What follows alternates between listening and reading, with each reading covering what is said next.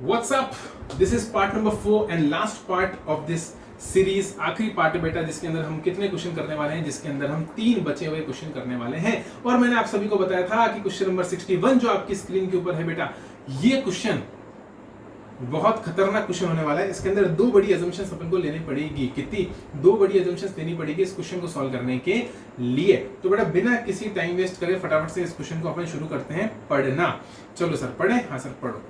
Mister Shyam, क्या बोला बेटा? Mister Shyam is receiving legal services from a lawyer mister ज्ञान। ठीक है, एक अंकल है बेटा मिस्टर श्याम, वो मिस्टर ज्ञान अंकल से क्या ले रहे हैं बेटा? सर्विस ले रहे हैं। कौन सी सर्विस ले रहे हैं बेटा? लीगल सर्विस ले रहे हैं। कौन सी सर्विस ले रहे हैं मेरे बच्चा? लीगल सर्विस ले रहे हैं। The information regarding date of payment, invoice etcetera is as follows. ठीक है, इनवॉइस मिस्टर ज्ञान ने इशू कब करा बेटा? 15 अप्रैल को। पेमेंट कब रिसीव हुआ मिस्टर ज्ञान को? 5 मई को। और date of payment entered in the books of accounts of Shyam 1 मई को। ठीक है बेटा, क्वेश्चन की रिक्वायरमेंट क्या है बेटा? क्वेश्चन की रिक्वायरमेंट है what is the time of supply of service. What is the time of supply of service. बेटा बच्चा सेक्शन नंबर 13 पे कूदेगा, ऐसे कूदेगा, जंप लगाएगा, प्रोविजन देखेगा और आंसर कर देगा, लेकिन उसमें मजा नहीं आएगा क्योंकि उसने लिंक नहीं करा। मैंने पहले दिन से बोला मेरे भाई लिंक करके पढ़ो। आपको खुद को, मैंने इंस्टीट्यूट की गलतियां सही करवाई साहब। इंस्टीट्यूट के क्वेश्चंस में गड़बड़ थी, इंस्टीट्यूट के क्वेश्चंस अमेंडेड नहीं थे, उनके आंसर गलत दे रखे थे, शब्द सुधार था, वो मैंने करवाया। कैसे करवाया? क्योंकि बेटा मैं लिंक करके पढ़ता हूं। अगर आप लिंक करके पढ़ोगे तो बेटा वही गलतियां आपको भी दिखने लग जाएगी क्वेश्चंस के अंदर। यहां पर आपने क्या करा बेटा? क्वेश्चन पढ़ा और आप जंप कर गए किसके ऊपर? अच्छा time of supply of service पूछ रहा है। अच्छा लीगल सर्विस का कैसे? तो आरसीएम। आप ये तो देखोगे लीगल सर्विस है, आरसीएम लग रहा है, और आरसीएम के केस में टाइम ऑफ सप्लाई, पेमेंट और 61st day which ever earlier. अरे बेटा वो तो मैं भी कर लूंगा, वो तो हर बच्चा कर लेगा। बट आप मेरा लेक्चर देख रहे हो, आप मेरे स्टूडेंट हो, तो बेटा आपकी नजर बहुत पैनी होनी चाहिए, बहुत शार्प आईज आपकी होनी चाहिए। और वो कैसे होनी चाहिए? इधर आओ मैं समझाता हूं। पहले एक बात अच्छे से देख लो, मिस्टर श्याम। बेटा इस वर्ड को फोड़ काटो, इस वर्ड पे इतना फोकस करो, इतना फोकस करो, जूम, एकदम जूम। आपको और कुछ नजर आना ही नहीं चाहिए मेरे दोस्त, आपको सिर्फ और सिर्फ मिस्टर श्याम ही नजर आना चाहिए। क्या बोला मैंने? मिस्टर श्याम नजर आना चाहिए। देखो ये रहा मिस्टर श्याम, हाँ के ना? हाँ सर, मिस्टर श्याम ही हमें नजर आ रहा है। मिस्टर श्याम ही हमें नजर आ रहा है। आ रहा है कि नहीं आ रहा है? बोलो। हाँ सर, हमें मिस्टर श्याम ही नजर आ रहा है। ठीक है सर, कोई दिक्कत नहीं सर। 1 सेकंड पॉज करेंगे। तो बेटा जो फोकस मैंने करवाया वो कौन से वर्ड पे करवाया? जो फोकस मैंने करवाया वो करवाया मिस्टर श्याम पे। किस पे? मिस्टर श्याम पे। सर पॉज क्यों करा था आपने? बेटा पॉज मैंने इसलिए करा था क्योंकि हैंग होने लग गया था वीडियो, तो फटाफट से मैंने वीडियो सही कर दिया, अब वो हैंग नहीं होगा। ठीक है, चलो अब आगे। मिस्टर श्याम, मेरे को 2 मिनट के लिए बेटा ये चाहिए। सर ये क्या होता है? ये होता है बेटा व्हाइट स्क्रीन। क्या होती है व्हाइट स्क्रीन? यहाँ पर थोड़ी सी मेरे को बेटा नोटिंग करनी है। ठीक है, हाँ सर। मैंने आपको एक बात बोली, बार बार फोकस करने को। बेटा एक एक वर्ड, क्वेश्चन का एक एक वर्ड भगवान के स्वरूप होता है, भगवान के समान होता है, तो एक एक वर्ड पर बहुत अच्छा फोकस करना होता है, तभी उस क्वेश्चन की गलती या उस क्वेश्चन में अजम्पशन है कि नहीं है ये आपको पता चलेगा। सर एग्जाम में इतना टाइम नहीं मिलता है, इसलिए बेटा कहते हैं घर पे ही प्रैक्टिस इतनी कर लो कि एग्जाम में आपकी नजरें इतनी पैनी, इतनी शार्प हो जाए कि क्वेश्चन देखते ही आपको प्रोविजन पता लग जाए, क्वेश्चन देखते ही आपको आंसर पता लग जाए। बेटा एग्जाम में सोचने का टाइम नहीं होता, मैंने फिर बोला। क्वेश्चन देखा और छापा, देखा और छापा, देखा और छापा, तभी तो एग्जामिनेशन आती है। समझ रहे हो? हाँ सर समझ रहे हैं। मैंने बोला मिस्टर, मेरे को क्या पता बेटा मिस्टर राम है कि श्याम है? एक बार बाहर आ जाओ। श्याम है बेटा, और सामने है मिस्टर ज्ञान। आ जाओ। तो बात चल रही है बेटा मिस्टर श्याम सर्विस ले रहा है। क्या ले रहा है बेटा? सर्विस ले रहा है। किससे ले रहा है बेटा? मिस्टर ज्ञान से। मेरे को कोई दिक्कत नहीं बेटा। सर्विस कौन सी है? Legal service. बेटा जब मैं ये देखता हूँ ना लीगल सर्विस, तो आपको सिर्फ और सिर्फ एक ही चीज नजर आती है और वो है आरसीएम। बट बेटा मेरे को एक और चीज नजर आती है और वो है exemption notification, entry number 45। Entry number 45 of notification number 12/2017 central tax rate. मेरे को 12/2017 की एंट्री 45 नजर आती है। आपको तो सीधा क्या नजर आया? Reverse charges. आरसीएम में है, लीगल सर्विस है, आरसीएम में कवर्ड है, चलो रिवर्स चार्ज लगा के सेक्शन नंबर 13 देख लेते हैं, टाइम ऑफ सप्लाई निकल जाएगा, बड़ा आसान है। बट एक सेकंड के लिए बेटा ये तो देखो कि यहाँ मिस्टर श्याम है। बेटा मिस्टर श्याम ये कोई कंपनी का नाम नहीं है, यहाँ पर कोई एबीसी प्राइवेट लिमिटेड या एबीसी लिमिटेड नहीं लिखा हुआ, यहाँ लिखा हुआ है मिस्टर श्याम। और मिस्टर श्याम से मैं क्या समझता हूँ बताओ? इंडिविजुअल बेटा, individual, it is an individual.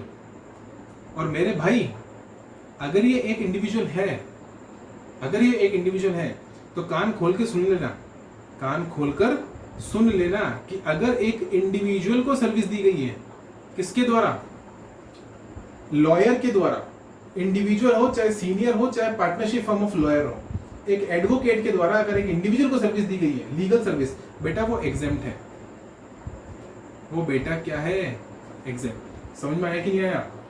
आया। और मेरे को बड़ा गुस्सा आया क्योंकि मैंने जो भी लिखा वो सब चला गया। क्यों सर? अरे वो होता है इसके अंदर, मैं बताऊंगा आपको बाद में। तो इसका उपाय है क्या सर आपके पास? उपाय ये है बेटा कि इन ऑप्शंस को 2 मिनट के लिए छुपा लो, और मैं तो कह रहा हूँ क्वेश्चन भी छुपा लो, और जितने भी इंक है वो इरेज कर दो। और अब यहाँ पर ही मैं आपको लिख के समझाता हूँ। क्या बोला मैंने? बेटा मैंने बोला कि एक है मिस्टर श्याम, जो बेटा क्या ले रहे हैं? बेटा सर्विस ले रहे हैं। किससे? मिस्टर ज्ञान से। सर्विस कौन सी है? लीगल। हाँ, लीगल सर्विस देखते ही मेरा बच्चा क्या सोचता है? Sir RCM. नहीं, लेकिन मैं क्या सोचता हूँ बेटा? मैं सोचता हूँ कि बेटा आदमी का नाम है, mister Shyam is an individual, ये कोई कंपनी का नाम नहीं है। और अभी अभी जैसा मैंने आपको बताया था दोस्त कि अगर ये इंडिविजुअल है और इंडिविजुअल इंसान को अगर बेटा सर्विस दी जा रही है, काहे की? लीगल सर्विस दी जा रही है किसी भी इंडिविजुअल एडवोकेट, सीनियर एडवोकेट या पार्टनरशिप फर्म ऑफ एडवोकेट्स, तो बेटा मेरे प्यारे वो एग्जेम्प्ट हो जाता है। सर कहाँ लिखा है सर? बेटा आज तो आ जाओ बेटा, मैं आज पूरी तैयारी में हूँ। Entry number 45, entry number 45 of notification number बेटा 12/2017 सेंट्रल टैक्स रेट। क्या बोला मैंने? 12/2017 central tax rate, 12/2017 central tax rate की एंट्री नंबर 45 एग्जाम्प्ट हो जाता है। ओ बेटा अब जो चीज एग्जाम्प्ट है उसका टाइम ऑफ सप्लाई निकाल के क्या करोगे? मैंने सीक्वेंस पढ़ना सिखाया, जीएसटी। जिस बच्चे ने मेरे से पढ़ाई करी दोस्त, फेस टू फेस, याद करो मेरे भाइयों बहनों, आपने मुझसे पढ़ा है फेस टू फेस, आप अच्छे से जानते हो। मैंने आपको एक सीक्वेंस बताया था, सबसे पहले गुड्स एंड सर्विस देखेंगे, फिर सप्लाई देखेंगे, फिर इंटर देखेंगे। मैंने एक सीक्वेंस बताया, उसमें मैंने आपको याद है 5th नंबर पे क्या बताया था? मैंने बोला बेटा 5th नंबर पे एग्जाम्पशन आएगा, हाँ कि ना? हाँ। और बेटा जब एग्जाम्पशन 5th नंबर पर आएगा, टाइम ऑफ सप्लाई उसके बाद में आएगा। तो बेटा टाइम ऑफ सप्लाई निकालने कब है? जब एग्जाम्पशन का गेट पार होगा, जब एग्जाम्पशन से आगे निकलोगे। अगर आप एग्जाम्पशन से आगे निकल ही नहीं पाए तो टाइम ऑफ सप्लाई निकाल के करोगे क्या? और ये तो एग्जाम्प्ट हो गया। बट मैं तो सीधा सीधा मान लूंगा ना मिस्टर श्याम इंडिविजुअल है बेटा, क्योंकि कोई कंपनी का नाम तो देंगे ना, बॉडी कॉर्पोरेट तो है नहीं। तो क्या करें बेटा, क्या करें बताओ? इंडिविजुअल है ये तो बेटा ऐसा अगर सोचोगे तो आपके क्वेश्चन का पर्पस पिट जाएगा। क्या बोला मैंने? ऐसा अगर सोचोगे तो आपके क्वेश्चन का बेटा पर्पस पिट जाएगा, पर्पस खत्म हो जाएगा। और मैं क्या चाहता हूँ बेटा? क्वेश्चन का पर्पस खत्म हो जाए, क्वेश्चन बर्बाद हो जाए? नहीं, मैं ऐसा नहीं चाहता। मैं ऐसा चाहता हूँ कि क्वेश्चन को मैं सॉल्व करूं। तो बेटा आती है अजम्पशन नंबर 1, कहा था ना मैंने 2 अजम्पशंस लेनी पड़ेगी। आती है अजम्पशन नंबर 1, ये है बेटा आपकी अजम्पशन नंबर 1। मैं यहाँ लिखूंगा फर्स्ट अजम्पशन। क्या लिखूंगा? First assumption. और बेटा ये अजम्पशन आपकी होगी क्या? ये अजम्पशन बेटा आपकी होगी कि mister Shyam is a business entity. Mister Shyam is a business entity. ये अजम्पशन आपको लेनी पड़ेगी कि मिस्टर श्याम क्या बेटा? Business entity. Sir business entity क्या होती है? अगला सवाल बच्चा बोल रहा है सर बिजनेस एंटिटी क्या होती है? बेटा बिजनेस एंटिटी 12/2017 जो नोटिफिकेशन है उसी के अंदर डिफाइंड है, और बोला गया बेटा कि any person carrying on business. क्या बोला? Any person carrying on, any person carrying on business. एक सेकेंड, बिजनेस तक मैं थोड़ा सा इधर लिखूंगा, any person carrying on business, double S. ठीक है? हाँ साहब, समझ में आया मैंने क्या बोला? Any person carrying on business, ये मैंने बोला। हाँ ठीक है बेटा। हाँ पर्सन कहाँ डिफाइंड है? मेरे सारे बच्चे चिल्ला चिल्ला कर बताओ बताओ, पर्सन कहाँ डिफाइंड है भाई? और बिजनेस कहाँ डिफाइंड है? दो वर्ड आ रहे हैं इसके अंदर। पहला वर्ड आ रहा है any person carrying on business, पहला वर्ड आ रहा है पर्सन, दूसरा वर्ड आ रहा है बिजनेस। पर्सन कहाँ डिफाइंड है? बोलो बेटा। Section number 284, section number 2 clause 84 के अंदर क्या डिफाइंड है? पर्सन। और बेटा बिजनेस कहाँ डिफाइंड है? 217। क्या बोला मैंने? 217। Section number 2 clause 17, section number 2 clause 17 में बिजनेस डिफाइंड है।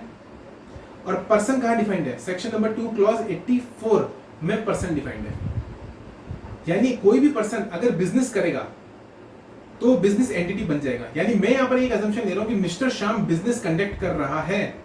क्या अजम्पशन ले रहा हूं बेटा? कि मिस्टर श्याम बिजनेस कंडक्ट कर रहा है।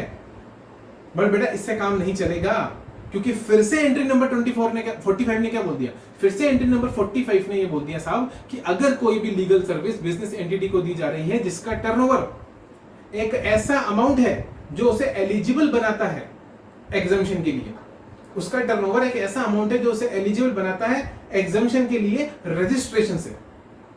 है क्या बोल रहे हो सर? समझ में नहीं आ रहा बेटा। मैंने बोला कि आपका टर्नओवर, देखो रफ में लिख रहा हूं, आपका टर्नओवर एक ऐसा अमाउंट है जो आपको एलिजिबल बनाता है एग्जम्पशन के लिए, एलिजिबल फॉर एग्जम्पशन।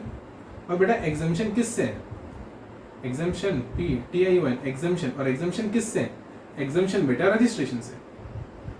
किससे? रजिस्ट्रेशन से। यानी आपको रजिस्ट्रेशन से वो एग्जम्पशन दिलवाता है। सर ये क्या लिखा हुआ है? बेटा ये अमेंडमेंट है। हाँ हाँ ये अमेंडमेंट है, ये अपने आप में अमेंडमेंट है। एंट्री आप जाके चेक करो, आपके मैंने एग्जम्पशन ऑलरेडी पूरा का पूरा कवर कराया हुआ है। एग्जम्पशन चैप्टर के सारे अमेंडमेंट कवर कराए हुए हैं। पूरी प्लेलिस्ट सीए इंटर वालों के पूरे अमेंडमेंट कवर करा दिए नवंबर 2020 के, सीए फाइनल वालों के 90% अमेंडमेंट कवर करा दिए। सिर्फ 2 या 3 लेक्चर बाकी हैं, उसके बाद सीए फाइनल वालों के भी अमेंडमेंट कंप्लीट हो जाएंगे। वहां पर जाके आप देख सकते हो एग्जम्पशन चैप्टर का। और बेटा एग्जम्पशन मैंने इस बार जो आपकी अमेंडमेंट्स है वो मैंने चैप्टर वाइज बनाई है। तो बेटा जिस बच्चे को जिस चैप्टर का अमेंडमेंट देखना है देख सकता है। कोई 4 घंटे का 1 या 2 या 3 या 4 वीडियो नहीं डाले मैंने, 4 5 घंटे के। मैंने क्या कर दिया? मैंने चैप्टर वाइज बना दिए। तो बेटा चैप्टर वाइज अमेंडमेंट्स इजी हो जाएंगे। जिसको जिस चैप्टर का अमेंडमेंट देखना है वो उस चैप्टर का अमेंडमेंट देखेगा, कोई दिक्कत नहीं।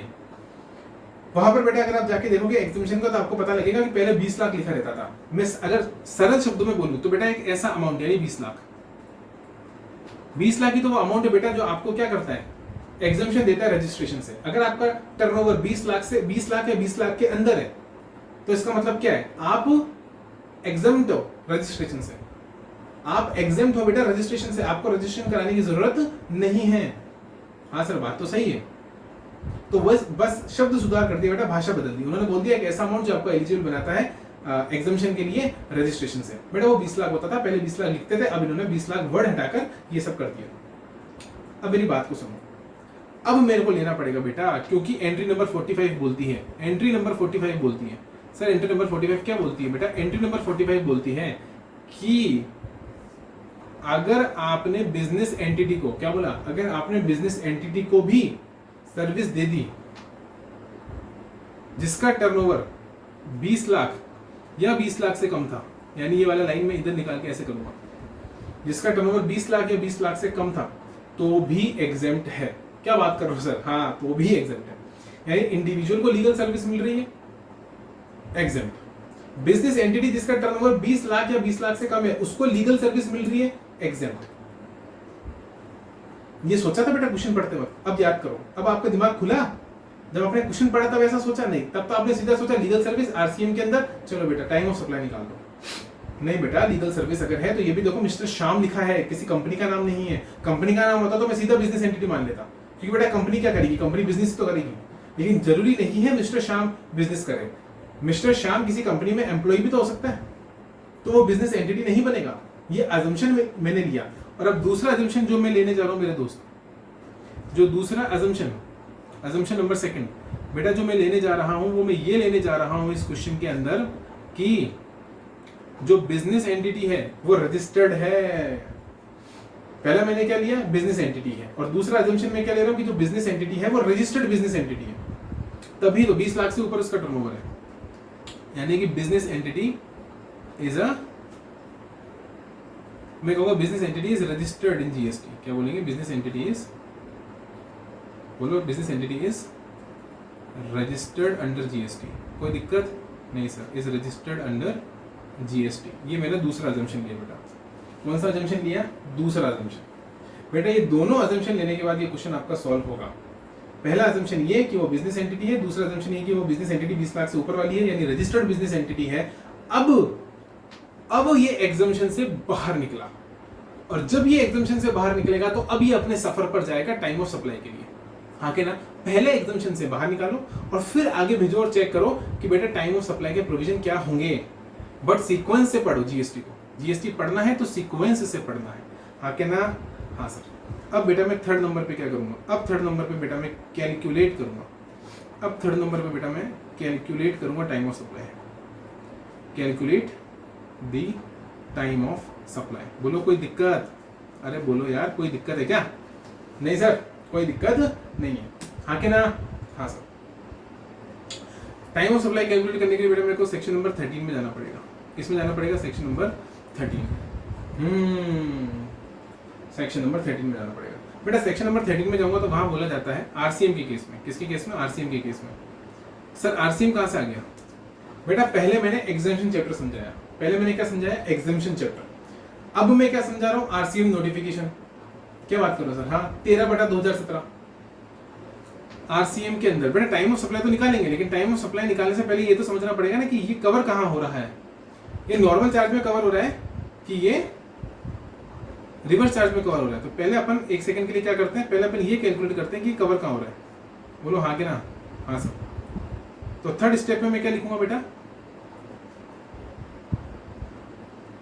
अंडर आरसीएम क्या लिखूंगा?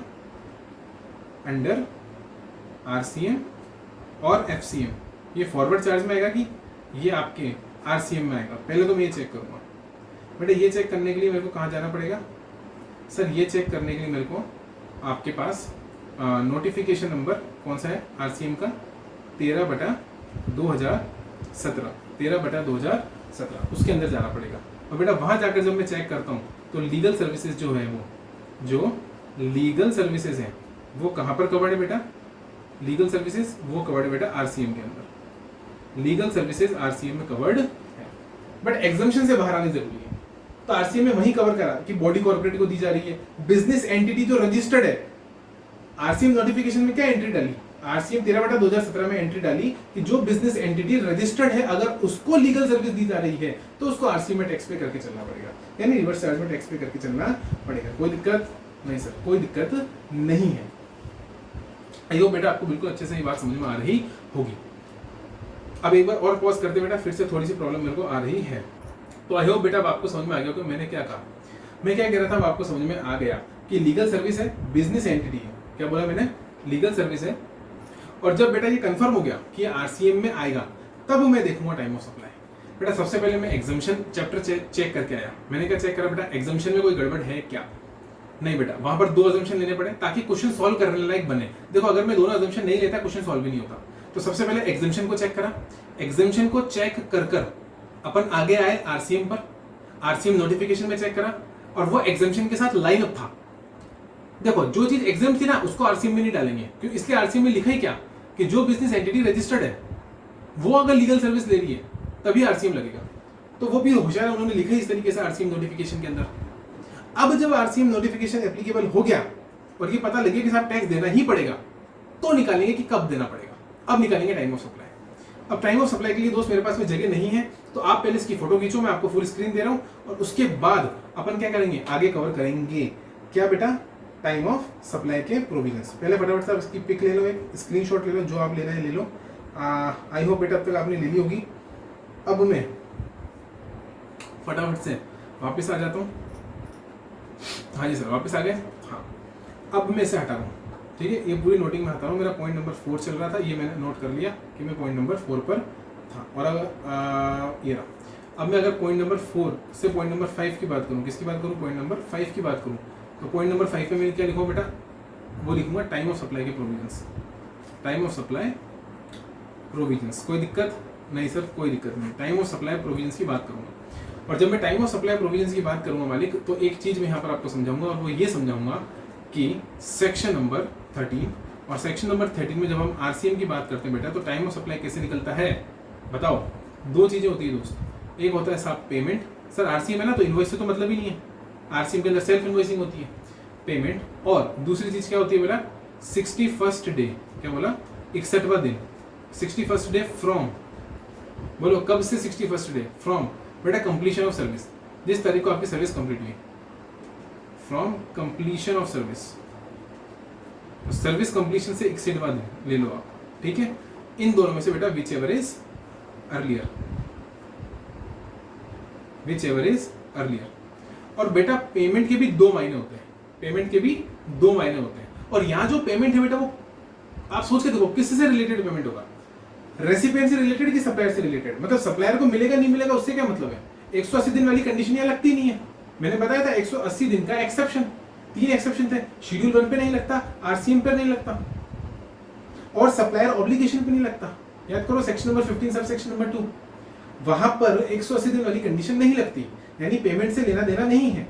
सप्लायर वाले पेमेंट से, सप्लायर को मिल रहा है नहीं मिल रहा है कब मिल रहा है उससे मेरे को लेना देना नहीं है। मेरे को किस चीज से लेना देना मेरे भाई कि रेसिपिएंट ने कब दिया, क्योंकि बेटा टैक्स रेसिपिएंट देगा, रिवर्स चार्ज की बात चल रही है। तो पेमेंट में मैं कौन सा पेमेंट देखूंगा कि बेटा कब डेबिट हुआ, कब डेबिट हुआ, debit from bank account, debit from date of debit, क्या लिखूंगा date of debit from bank account of recipient, और date of entry in the books of recipient, date of entry in the books of recipient. बेटा इसके अंदर भी आएगा which ever is earlier, क्या बोला मैंने, इन दोनों के अंदर भी आएगा, क्या आएगा बोलो विच एवर इज अर्लियर, यहाँ लिख दूं, हाँ सर अर्लियर। ओ अब समझ में आई सर बात, क्या समझ में आई। पेमेंट में भी दो चीज देखनी है, विच एवर इज अर्लियर, वो वाली डेट पकड़ के चलनी है। कौन सी वाली डेट, जिस दिन डेबिट हो रहा है बैंक अकाउंट में वो, या एंट्री जिस दिन हो रही है वो, दोनों में से जो भी पहले हो रहा है वो, तो वो डेट यहाँ आएगी, उसको अपन 61st डे के साथ कंपेयर करेंगे। इन दोनों में से जो भी, किन दोनों में से बेटा, इन दोनों में से, इसमें से और इसमें से जो भी पहले होगा, जो भी पहले होगा वही निकलेगा बेटा आपका टाइम ऑफ सप्लाई, वही निकलेगा आपका टाइम ऑफ सप्लाई। फटाफट से अब इसकी फोटो खींच लो, मैं फुल स्क्रीन कर देता हूँ आपके लिए, एक स्क्रीनशॉट ले लो बेटा, है ना, ले लिया, हाँ सर ले लिया। चलो वापस आ जाओ, हाँ सर वापस आ जाओ। कैसा लगा, बढ़िया लगा साहब, हटा दूं, हाँ सर हटा दूं। आई होप बेटा यहाँ तक बिल्कुल क्लियर है। अब बेटा क्वेश्चन मैं आपके लिए ओपन कर रहा हूँ वापस एक बार फिर, उस वक्त तक हमने क्वेश्चन पढ़ लिया था। अब पढ़ो बेटा क्वेश्चन को, अब पूरी क्लियरिटी आपको यहाँ पर मिलेगी, मजा आ जाएगा दोस्त। लीगल सर्विस ले रहा है मिस्टर श्याम, दो assumption, mister Shyam business entity है, रजिस्टर्ड बिजनेस एंटिटी है, दूसरा अजम्पशन, यानी बेटा कहां से बाहर निकल गए, एग्जामिशन से बाहर निकल गए। अब किस पर आ गए, आरसीएम लगेगा, कहां लिखा हुआ है 13 बेटा 2017, खुद बोलता है साहब कि रजिस्टर्ड बिजनेस एंटिटी है तो आरसीएम लगेगा, अगर वो लीगल सर्विस ले रही है तो आरसीएम लगेगा। तो फिर जाएंगे सेक्शन नंबर 13 में और चेक करेंगे टाइम ऑफ सप्लाई। बेटा अभी अभी देखा था पेमेंट और 61st डे, बेटा पेमेंट रिसीव्ड बाय मिस्टर ज्ञान, ऐसी की तैसी, मेरे को नहीं मतलब मिस्टर ज्ञान ने कब रिसीव करा साहब, अभी अभी समझाया, मिस्टर ज्ञान सप्लायर है, मिस्टर श्याम रेसिपिएंट है। जब मैं आरसीएम में कवर हो रहा हूं, जब मैं आरसीएम में कवर हो रहा हूं तो मैं रेसिपिएंट का पेमेंट देखूंगा, सप्लायर का पेमेंट नहीं देखूंगा। और रेसिपिएंट का पेमेंट कहाँ आ रहा है बेटा, date of payment entered in the books of accounts of Shyam. Sir bank account अलग दे ही नहीं रखा, विच एवर इज अर्लियर कैसे देखेंगे, तो बढ़िया ना नहीं दे रखा, तो उसको हटा दो, तो विच एवर इज अर्लियर में यही आ जाएगा 1 मई। तो टाइम ऑफ सप्लाई बेटा 1 मई, ना मेरे को इनवॉइस से मतलब है, ना मेरे को पेमेंट ज्ञान वाले पेमेंट से मतलब है, मेरे को सिर्फ और सिर्फ शाम वाले पेमेंट की डेट से मतलब है, वो है 1 मई आपका 2000।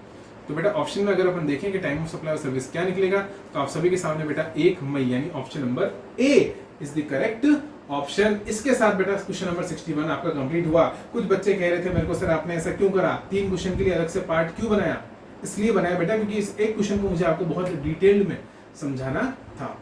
बेटा ऐसे कर अगर पढ़ेंगे ना तो सब समझ में आएगा, फिर जीएसटी में कहीं दिक्कत नहीं आएगी। एक एक शब्द पे फोकस जाना चाहिए। जैसे मैंने फोकस किस पे करा, मिस्टर श्याम पर, और मिस्टर श्याम देखते बेटा इंडिविजुअल का नाम है, तो मेरे को एग्जामिनेशन चैप्टर याद आ गया, एंट्री नंबर 45 याद आ गया। अब चलते बेटा क्वेश्चन नंबर 62 और 63 3 पर और फटाफट से उनको कंप्लीट कर लेते हैं, उसमें कोई दिक्कत आपको नहीं आएगी। आई होप इसमें आपको मजा आया होगा बेटा। इसमें अगर मजा आया हो तो कमेंट करके बताना बनता है मेरे दोस्त। चलो क्वेश्चन नंबर 62, हाउस द जोश? Hi sir. चलो, which of the following is not eligible for opting composition scheme under subsection number 1 and subsection number 2 of section number 10 of the CGST Act? क्या बोला क्या बोला क्या बोला क्या बोला साहब? इसने बोला कि इनमें से कौन सा एलिजिबल नहीं है सबसेक्शन नंबर 1 और सबसेक्शन नंबर 2 में आने के लिए, सेक्शन 10 के। बेटा ये सबसेक्शन 1 2 इसलिए लिखना पड़ रहा है क्योंकि एक और सेक्शन आ गया 2A, जो सर्विस वालों को भी कंपोजिशन में आने की इजाजत देता है। क्या देता है बेटा? इजाजत है सर्विस वालों को कि वो कंपोजिशन में आ सकते हैं। इसलिए इनको मेंशन करना पड़ता है कि साहब बात 2A की नहीं हो रही, बात हो रही है सबसेक्शन 1 सबसेक्शन 2 की। यानी बेटा सप्लायर ऑफ गुड्स, यानी इनमें से कौन सा सप्लायर ऑफ गुड्स एलिजिबल नहीं है? Okay, not eligible. चलो देखते हैं ऑप्शन, देखते हैं बेटा। पहला ऑप्शन आ रहा है mister Messrs ABC, a firm selling garments having annual turnover of 78 lakhs। बेटा 78 lakhs जो है वो आपके नॉर्मल से कम है। यहाँ आप एक क्या बोल सकते हैं उसको, वो ले लो, क्या ले लो, अजम्पशन ले लो। क्या अजम्पशन ले लो बेटा? कि ये जो है यहाँ पर बेटा अजम्पशन लेनी पड़ेगी। देखा, अजम्पशन बेस्ड कहा था ना, एक अजम्पशन और आ गया। और यहाँ पर अजम्पशन क्या आ गया बेटा? यहाँ पर अजम्पशन आ गया कि मैसर्स ABC जो है वो स्पेशल कैटेगरी स्टेट में नहीं है, यानी other than special category state है, other than special category state, SCS। तो अदर देन SCS है बेटा, क्योंकि SCS में जो लिमिट है वो 75 लाख की लिमिट है। तो Messrs ABC, a firm selling garments having annual turnover of 78 lakhs। तो यहाँ पर एक अजम्पशन लेना पड़ेगा आपको, और वो अजम्पशन लेना पड़ेगा कि 75 लाख, क्योंकि बेटा लिमिट 75 लाख है स्पेशल कैटेगरी में। तो उस केस में आप क्या बोलोगे कि अगर आप ये अजम्पशन ले लोगे कि मैसर्स ABC, अगर आप ये अजम्पशन ले लोगे कि Messrs ABC special category state में है और गारमेंट बेच रहा है, तो क्योंकि इसका बेटा लिमिट से ऊपर है, 75 लाख से ऊपर इसका एनुअल टर्नओवर है, और यहाँ पर एनुअल टर्नओवर लिखा है, जिसे एक और अज्यूम करना पड़ेगा कि एग्रीगेट टर्नओवर 78 लाख आपको यहाँ पर मानना पड़ेगा। ठीक है, एनुअल वर्ड की जगह आपको एग्रीगेट वर्ड अज्यूम करना पड़ेगा। तो बेटा ये भी क्या हो जाएगा? इनएलिजिबल हो जाएगा। अगर आपने ये अजम्पशन ली तो उल्टी अजम्पशन ली कि साहब ये स्पेशल कैटेगरी स्टेट से आता है, ये अजम्पशन लोगे तो ये क्या हो जाएगा बोलो? ये यहाँ पर नॉट एलिजिबल हो जाएगा, मतलब ये ऑप्शन करेक्ट हो जाएगा। बट मैं यहाँ पर अजम्पशन लेके चल रहा हूँ कि ये other than special category state की बात हो रही है। दूसरा क्वेश्चन आ रहा है बेटा, startup company operating restaurant in Delhi. देखो बेटा यहाँ मेंशन कर दिया having annual turnover of 98 lakh, यहाँ मेंशन कर दिया, और मुझे पता है दिल्ली में लिमिट 150 लाख की है, तो डेफिनेटली ये 150 लाख से नीचे है, तब कोई दिक्कत नहीं है, यह अजम्पशन लेने की दिक्कत नहीं है। और तीसरा आ रहा है बेटा, a courier agency, a courier service company operating solely in Mumbai, यहाँ पर भी मेंशन कर दिया मुंबई। समझ में आ रही बात? तो बेटा यहाँ पर भी 150 लाख से नीचे है। बट बेटा दिक्कत क्या है? दिक्कत यह है कि ये सर्विस है। ओ समझे सर, समझ गए? क्या समझ गए? ये देखो, ये कुरियर सर्विस बेटा, ये कुरियर सर्विस, देखा सर्विस है, सर्विस वाला कुरियर सर्विस वाला sub section number 1 sub section number 2 में नहीं आ सकता मेरे दोस्त। मैं यही चिल्ला कर बोल रहा हूँ, ये सब सेक्शन 2A के लिए एलिजिबल है, ये 1 और 2 के लिए एलिजिबल नहीं है। और क्वेश्चन यही पूछ रहा है कि इनमें से कौन सा सबसेक्शन 1 और सबसेक्शन नंबर 2 के लिए एलिजिबल नहीं है। लेकिन यहाँ पर भी अजम्पशन है, अगर आपने अजम्पशन नहीं ली जो हमने यहाँ ली बेटा, तो आपके दोनों ऑप्शन करेक्ट हो जाएंगे, ऑप्शन ए भी करेक्ट हो जाएगा, ऑप्शन सी भी करेक्ट हो जाएगा, और वो गड़बड़ हो जाएगी क्योंकि मेरे पास नीचे और कुछ भी नहीं है। A trader selling grocery items having annual turnover of 95 lakhs। अब फिर से अजम्पशन, देखा अजम्पशन, ग्रोसरी आइटम गुड्स बेच रहा बेटा। अब यहाँ पर अजम्पशन क्या है? फिर से वही कि ये other than special category state में बेटा, ये trader other than special category state में, तभी ये कंपोजिशन में आ सकता है, अदरवाइज 75 लाख से ऊपर इसकी लिमिट निकल जाएगी बेटा, तो ये नहीं आ पाएगा कंपोजिशन के अंदर, यानी ये भी इनएलिजिबल हो जाएगा। तो यहाँ पर 2 अजम्पशन है बेटा, ए और डी, वरना बेटा 3 आंसर सही हो जाएंगे, ए भी सही हो जाएगा, सी भी सही हो जाएगा और डी भी सही हो जाएगा। इसलिए मैं अजम्पशन लूंगा बेटा कि सिर्फ और सिर्फ सी ही सही है, क्योंकि क्वेश्चन की नीतिमत्ता समझ में आ रही है। वो ये चेक कर रहा है कि आप 2A में और 1 और 2 में डिफरेंशिएट कर पा रहे हो कि नहीं कर पा रहे हो। सब सेक्शन नंबर 2A में और सब सेक्शन नंबर 1 और 2 में आप डिफरेंशिएट कर पा रहे हो कि नहीं कर पा रहे हो, वो ये चेक कर रहा है, इसलिए आपका ऑप्शन सी सही होगा। ए और बी के अंदर आपको ये अजम्पशन लेनी पड़ेगी। यानी एक और क्वेश्चन बेटा अजम्पशन बेस्ड यहाँ पर अपन ने सॉल्व कर लिया। 61 में भी 2 अजम्पशन ली बेटा, यहाँ पर भी अपन ने 2 अजम्पशन ली। अब चलते बेटा आगे लास्ट क्वेश्चन पर। सीए इंटर वालों आप सभी का, जी हाँ दोस्तों, लास्ट क्वेश्चन ये रहा आप सभी के सामने, 7 करोड़ का सवाल, आखिरी सवाल। Assuming that all the activities given below are undertaken for a consideration, ये मानते हुए कि नीचे दी गई सभी की सभी एक्टिविटीज कंसिडरेशन के लिए की जा रही हैं, state which of the following is not a supply of service. बड़ी बात आ रही है दोस्तों, state which of the following is not a supply of service, मतलब ये मानते हुए कि कंसिडरेशन है, स्टिल इनमें से कौन सी सर्विस नहीं है। यानी बेटा अगर कंसिडरेशन है, मेरी बात सुनो, अगर 71A लग रहा है तो सप्लाई बनेगा ही बनेगा, ऐसा हो ही नहीं सकता कि सप्लाई ना बने। बट स्टिल वो कह रहा है कि सप्लाई नहीं बनेगा। देखो क्वेश्चन को पढ़ो, स्टिल वो क्या बोल रहा है, स्टिल वो बोल रहा है कि क्या नहीं बनेगा, is not a supply of service, मतलब सर्विस की सप्लाई नहीं बनेगा 71A होने के बावजूद। बेटा ऐसा कभी नहीं हो सकता कि 71A होने के बावजूद सप्लाई ना बने। सिर्फ और सिर्फ एक ही सिचुएशन ऐसी बेटा जब ये पॉसिबल है, और वो है सिचुएशन बेटा शेड्यूल नंबर 3, नेगेटिव सप्लाई। अगर बेटा सप्लाई होने के बाद भी जानबूझकर गवर्नमेंट उठाकर बाहर फेंक दे, डीमिंग फिक्शन के थ्रू, तो फिर मैं कुछ भी नहीं कर सकता। और शेड्यूल 3 की बेटा आप सभी को बहुत अच्छे से पता है, क्या बोलो, मेमोरी टेक्निक। और मेमोरी टेक्निक क्या बेटा, ई मैजिक। इंटर वाले बच्चों के लिए क्या है, ई मैजिक, फाइनल वालों के लिए है new magic. Employer employ, mortuary services बेटा, actionable claims other than lottery betting gambling. हाँ सर, जी से क्या आता है बेटा, गवर्नमेंट सर्विसेज। आई से आता है बेटा आपके पास में क्या, होमवर्क है। और सी से आता है कोर्ट और ट्रिब्यूनल। बेटा आई से क्या आता है, कमेंट करके आप लोग मुझे बताओगे, ठीक है। हाँ सर बताएंगे। इमूवेबल प्रॉपर्टी से रिलेटेड सर्विस है बेटा, ये बहुत बड़ा मुद्दा था बेटा, पता है आपको, बहुत बड़ा मुद्दा था, क्योंकि बेटा इसको आर्टिकल नंबर 366 से बाहर नहीं निकाला। एल्कोहलिक लिकर को तो निकाल दिया, बट इसको नहीं निकाला, इसलिए एक बड़ा मुद्दा बन गया। आई immovable property, completed immovable property, उसको शेड्यूल 3 से बेटा यहाँ पर बाहर निकाला। हाँ कि ना, हाँ। आई होप बेटा यहाँ तक क्लियर। अब मैं अगर आपको ऑप्शन दिखाऊं तो ऑप्शन सिंपल से हैं, ये देख लो बेटा आप, ठीक है। 4 ऑप्शन आपके पास में है, मैं एक एक करके यहाँ पर पढ़ूंगा। क्या बोला मैंने बोला renting of commercial office complex, बेटा ये सप्लाई बनेगा। मेरा क्वेश्चन है सप्लाई नहीं बनेगा, मेरा क्वेश्चन है नॉट, ये तो सप्लाई बनेगा। Employ agreeing to not work for the competitor organisation, ओ बेटा non compete fees, non compete fees, supply बनेगा, 100% बनेगा। रिपेयरिंग ऑफ मोबाइल फोन, बेटा क्यों नहीं बनेगा, 100% बनेगा। कॉमन सेंस का क्वेश्चन था ये, कॉमन सेंस का क्वेश्चन था ये। और लास्ट बेटा provision of service by an employer employee, अभी बोला था ई मैजिक, और ई मैजिक में ई का मतलब क्या था, एम्प्लॉयर एम्प्लॉय। तो बेटा D is the correct answer, D is the correct answer. बेटा ये सप्लाई नहीं बनेगा, ये सप्लाई बोलो नहीं बनेगा।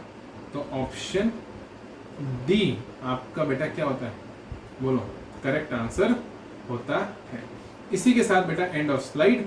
जी हाँ दोस्तों, यहाँ पर आपका 63 क्वेश्चन जो सीए इंटर वालों के लिए थे बेटा, वो मैंने कंप्लीट कर दिए मेरा अच्छा बच्चा। अब बेटा मेरी बात को ध्यान से सुनना, मैंने आरटीपी आपकी पूरी करा दी, आरटीपी पूरी करा दी, आपके एमसीक्यूज पूरे करा दिए, और आपके अमेंडमेंट्स पूरे करा दिए। इंटर वाले बच्चों से बात कर रहा हूँ मैं, किससे बात कर रहा हूँ, CA inter. CA inter, CWA inter, बेटा आप लोगों का सिलेबस लगभग सेम है, ज़्यादा कुछ मारामारी नहीं है। चाहे सीए वाला हो, चाहे सीडब्ल्यूए वाला हो, चाहे सीएस वाला हो। अगर सीएस के अंदर भी है बेटा, तो आप लोग भी कवर यहाँ पर हो रहे हो, आप लोगों से मैं बात कर रहा हूँ। और मैं ये बात कर रहा हूँ दोस्त कि मैंने आपके अमेंडमेंट्स, मैंने आपकी आरटीपी, और मैंने आपके एमसीक्यू, बेटा ये 3 चीज मैंने यहाँ पर आपको कंप्लीट करा दी। अब मैं कोशिश करूंगा पूरी कि मैं आपको फास्ट ट्रैक रिवीजन लेक्चर्स, वो भी Q&A फॉर्मेट में, क्वेश्चन आंसर फॉर्मेट में, आपको रिवीजन लेक्चर्स ला कर दूं। आपको मुझे सिर्फ एक वादा करना है, मेरे को ज्यादा वादे नहीं चाहिए दोस्त, सिर्फ एक वादा, आप अपने मम्मी और पापा के लिए पढ़ाई करोगे। इस दुनिया में और कुछ दिखाई देना नहीं चाहिए दोस्त। रात में जब नींद आए तो बेटा वो नींद दिमाग से ऐसे निकल जानी चाहिए। क्यों? क्योंकि चेहरे के सामने, आंखों के सामने किसका चेहरा आना चाहिए दोस्त, मम्मी पापा का चेहरा आना चाहिए। आंखों के सामने सिर्फ एक ही इंसान का चेहरा आना चाहिए, वो है आपकी माँ और आपके पिताजी बेटा, आपके पापा। बहुत मेहनत करी इन्होंने आपको यहाँ तक लाने के लिए, आज समझ लो मेरी बात, बहुत मेहनत आपने, खुद ने बहुत मेहनत करी दोस्त यहाँ तक आने के लिए। फाउंडेशन पास करके सीए इंटर में आना इतना आसान काम नहीं है दोस्त। सीए फाइनल की नहीं, सीए इंटर की बात कर रहा हूं। फाइनल में जाना तो अपने आप में बड़ी बात है, बट इंटर में आना आसान काम नहीं है। आप देखो आपके साथ ही कितने बच्चे फेल हो गए, आप इंटर में आए। समझ में आ रही बात? हाँ सर, बात तो सही कह रहा हूं। बहुत सारे थे जो पीछे छूट गए, और अब यहां से अगर फाइनल का सफर तय करना है, चाहते हो कि ऑफिस जाएं, 3 साल काम करें, मजे करें लाइफ में, प्रैक्टिकली सीखें चीजों को, अगर ये चीज चाहते हो तो दिन और रात एक कर दो मेरे दोस्त, दिन और रात एक कर दो। किसके लिए करना है बेटा? माता पिता के लिए करना है, अपनी फैमिली के लिए करना है, अपने लिए करना है। कुछ दिमाग में नहीं आना चाहिए, ना टीवी दिखना चाहिए, ना व्हाट्सएप दिखना चाहिए, ना फेसबुक दिखनी चाहिए। बेटा सिर्फ 1 महीने की बात है, 1 महीने बाद पूरी दुनिया तुम्हें देखेगी। फेसबुक पे कॉन्ग्रेचुलेशंस की झड़ी लग जाएगी मेरे भाई। फेसबुक पे मैसेजेस आएंगे, व्हाट्सएप पर उस वक्त दुनिया तुम्हें मैसेजेस कर रही होगी। आज अगर दोस्त का रिप्लाई नहीं करोगे तो दोस्त नाराज नहीं होगा, दोस्त नहीं होगा। अगर हो भी जाए तो बेटा वो अपने आप मान जाएगा जब तुम्हारा रिजल्ट आएगा, आगे पीछे घूमेगा तुम्हारे, क्योंकि तुम पास हो चुके होंगे। तो इस वक्त बेटा ना शादी नजर आनी चाहिए, ना पार्टी नजर आनी चाहिए, ना दोस्ती नजर आनी चाहिए। ये दोस्ती है क्योंकि आपकी वैल्यू है। जिस दिन आप कुछ भी नहीं होगे आपको सारे दोस्त छोड़ जाएंगे दोस्त। ये मूवी नहीं चल रही है, कबीर सिंह नहीं है दोस्ती, ये ध्यान रखना आप। इसलिए आपको ये वादा मेरे को करना है कि आप मन लगाकर जमकर पढ़ाई करोगे दोस्त। क्या बोला मैंने? मन लगाकर पढ़ाई करोगे, जमकर पढ़ाई करोगे, दिन और रात पढ़ाई करोगे दोस्त। कम से कम 14 घंटे 14 आवर्स अ डे स्टडी होनी चाहिए। और एक छोटा सा वादा और कर दो, छोटा वादा, कि बेटा कम से कम 3 पेपर सॉल्व करोगे। मैं करवाऊंगा, मैं लेक्चर डालूंगा। मैंने पहले बोला Q&A फॉर्मेट में रिवीजन करवाऊंगा। Q&A फॉर्मेट मतलब मैं आपके पास्ट अटेम्प्ट के क्वेश्चंस आपसे सॉल्व करवाकर कॉन्सेप्ट्स ऑटोमेटिकली रिवाइज करवाऊंगा। मैं थियरी नहीं पढ़ाऊंगा, थियरी पढ़ने में मजा नहीं है दोस्त, क्वेश्चन कर रिवाइज करेंगे। समझ में आ रही बात? हाँ सर। ये 3 पेपर आपको एग्जामिनेशन कंडीशन के अंदर, बिल्कुल एग्जामिनेशन कंडीशन के अंदर कम से कम 3 अटेम्प्ट के पेपर आपको बैठ कर देने। सर एग्जामिनेशन कंडीशन का मतलब बेटा बिल्कुल वो जैसे एग्जाम होता है ना, 3 घंटे का 15 मिनट पहले पेपर मिलता है, फिर 3 घंटे लिखते हैं, कोई डिस्टर्बेंस नहीं होता है, कमरा पैक करके बैठोगे। घर की घंटी का स्विच बंद कर देना, घर में घंटी बजती है उसका बाहर एक स्विच होता है बोर्ड पर, उसको बंद कर देना, ताकि अगर कोई घंटी बजाए तो भी डिस्टर्ब ना हो। घर के सारे फोन साइलेंट लगवा देना। कहना बेटा, कहना सबको कि मेरे को आवाज नहीं आनी चाहिए, मैं पेपर देने बैठ रहा हूँ, बिल्कुल एग्जामिनेशन कंडीशन में बैठ रहा हूँ। कमरा बंद कर पानी भरकर अपने पास बोतल भरकर रखना और फिर पेपर देना। 3 घंटे में सॉल्व करने की कोशिश करना। बेटा एग्जाम में फेल होने से पहले घर पे फेल हो जाओ चलेगा, एग्जाम में फेल हो जाओगे 6 महीने खराब होंगे, घर पर फेल हो जाओगे कोई दिक्कत नहीं है। तो घर पर 3 बार 4 बार फेल हो जाओगे ना, तो 5वीं बार एग्जाम में 100% पास हो जाओगे। मेरी बात समझ में आ रही है? तो बेटा हाईएस्ट मार्क्स लाकर दो मेरे को आपसे कुछ नहीं चाहिए, हाईएस्ट मार्क्स लाके दो। और मैं तो कहता हूं बेटा मेरे को हाईएस्ट मार्क्स भी नहीं चाहिए, पास हो जाओ बस। नाम के आगे सीए लगाना अपन को, ठीक है ना? हाँ सर। प्रैक्टिकल नॉलेज अच्छा ले लेंगे, कोई दिक्कत की बात नहीं दोस्त। हम रटन विद्या नहीं करेंगे, नहीं आएंगे हाईएस्ट मार्क्स तो भी चलेगा, बट पास हो जाओ बेटा। और एग्जामिनेशन दिया हो तो बहुत बढ़िया है मेरे लिए, ठीक है? बोलो हाँ के ना? हाँ सर। और अगर लेक्चर अच्छा लगे तो प्लीज बेटा कमेंट करना। और हाँ, क्योंकि बेटा मैं पढ़ाता हूँ तो बहुत सारे बच्चे देखते हैं, बट मैं उन बच्चों को नहीं देख पाता। आप लोग मुझे देख लेते हो बट मैं नहीं देख पाता। तो आप लोग व्हाट्सएप ग्रुप ज्वाइन करोगे और आप मेरा नंबर सेव कर लेना, ठीक है? जो एडमिन है ना, एडमिन, उसका नंबर आप सेव कर लेना, तो ऑटोमेटिकली मेरे को आपको आपकी पिक दिख जाएगी व्हाट्सएप पर, जो भी फोटो आप लगा के रखोगे, तो मैं वहां से आपको रिकॉग्नाइज कर लूंगा बेटा, ठीक है? चलो bye bye, tata, see you. पढ़ेंगे, मन लगाकर पढ़ेंगे और सीए बनेंगे, इंटर निकालेंगे दोस्त, और इंटर के बाद फाइनल निकालेंगे, ठीक है बेटा? Bye bye, tata, see you. Revision lectures में अब आपसे मुलाकात होगी। बाय।